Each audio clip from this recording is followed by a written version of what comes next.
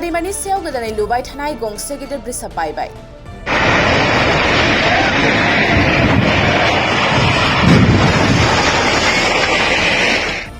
बिहारनि गंगा दैमानि सायाव गोदानै लुबाय थानाय आगवानी टु सुल्तानगंज ब्रिजआ बायदों।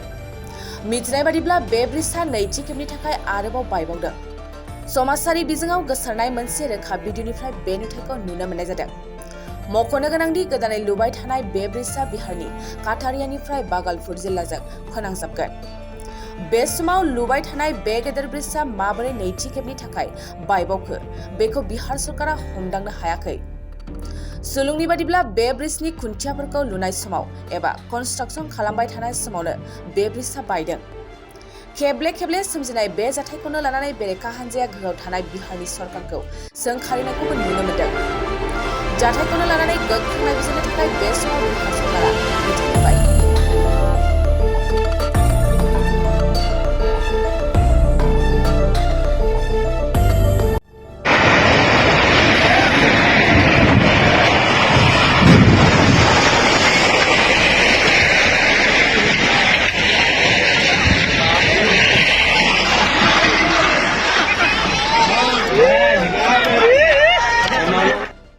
थाखो 8, 9 आरो 10 नि फरायसाफोरनि थाखाय मोनसे गोनां फोसावथाय।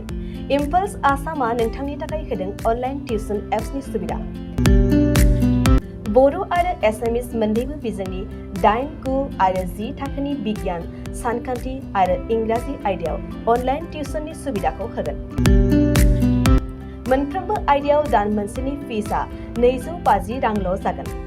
12 दाननि थाखाय फरायसानि अनलाइन टिउसनआ सोलिगोन। इम्पल्स आसाम अनलाइन टिउसन एपआव live class, online test, online assignment आरो डाउट क्लियारिं सेसननि सुबिदा मोननो हागोन। इम्पल्स आसाम अनलाइन टिउसन एपआव रोंगौथि गोनां एक्सपिरियेन्स फोरोंगिरिफ्रासो फोरोंगोन। गोसो गुदुं फरायसाफ्रा गाव गावनि मबाइलाव गुगल प्ले स्ट'रनिफ्राय इम्पल्स आसाम एपखौ डाउनल'ड खालामनो हागोन। लोगोसेयैनो 8099334099 जानबुं अनजिमायाव थोंजोङै जगाजग खालामनो हागोन।